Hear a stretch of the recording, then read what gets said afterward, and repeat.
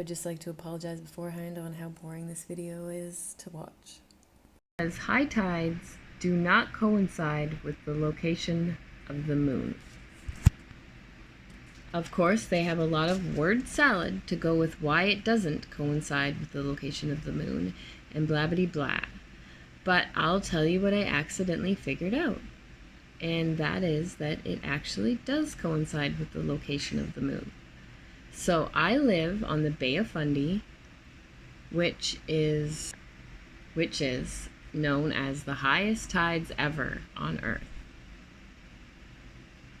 I don't know if it's true. I've never been to every other place with high tides to measure it myself. All I can do is just go by what the internet seems to all agree on, that the Bay of Fundy is the highest tides on Earth. So anyways, I was going to the beach to pick driftwood for art and stuff, and I looked at the high tide times, and I noticed the first day that I looked that the time for high tide fit exactly with moon in the 4th house.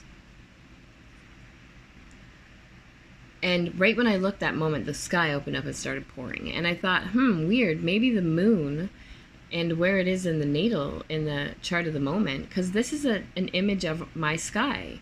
If I look east, it's that way. If I look out south, it's that way. And if I look west, it's this way. So the sun, everything is ticking along, and the sun is about to set. So it's getting dusky now. It's getting dark. The sun has gone away. So yeah, I thought, I wonder if it has something to do with where the moon is. And I decided to look again the next day. So I looked again the next day, and even though I could have just took this chart and this table here and keep going forward and just check all of these times and see where the moon was, I just decided to do it day by day. So I did it for a few days, then didn't for a few days, and then did it again for a few days, adding the charts in the Discord. And what I was finding every time is that when it's high tide, the moon was by the IC, or the 4th house. So I thought this definitely is related. And there's also a second high tide time, but I was only doing one at a time because I didn't want to math myself out, and I didn't want to have to do a bunch of work. I was just casually looking, trying to casually do something for once instead of dedicating every breath to it like I sometimes do. So casually kept looking, and then I realized the other high tide time is when the moon is on the MC. So anyway, here I am in the group adding charts and talking about it, and I've said here, somebody must have already thought of this. Somebody must have figured this out already. But then I just keep going, and I'm doing the charts, and every time it's high tide, the moon is either up here on the MC or down here on the IC in the 4th house. Every time. This was at low tide.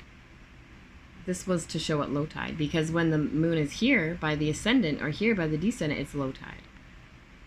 So I am 100% sure now that when it's high tide here, the moon is either on the MC or on the close to the MC or close to the IC.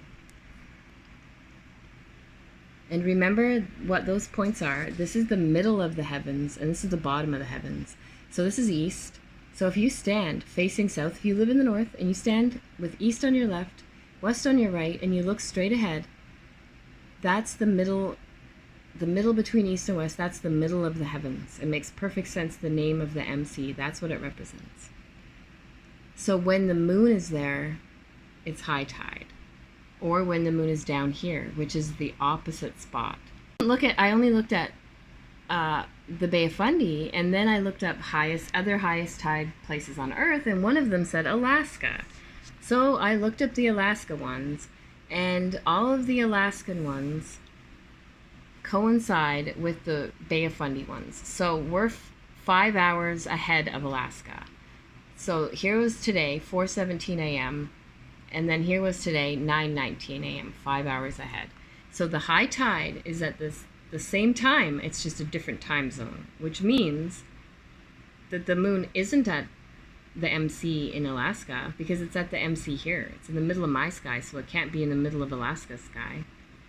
So I kept doing the charts for Alaska too and saw that the moon is in the same place for them for high tides. It's just not the same place as me. It's not in the middle of the sky, directly in the middle of the heavens.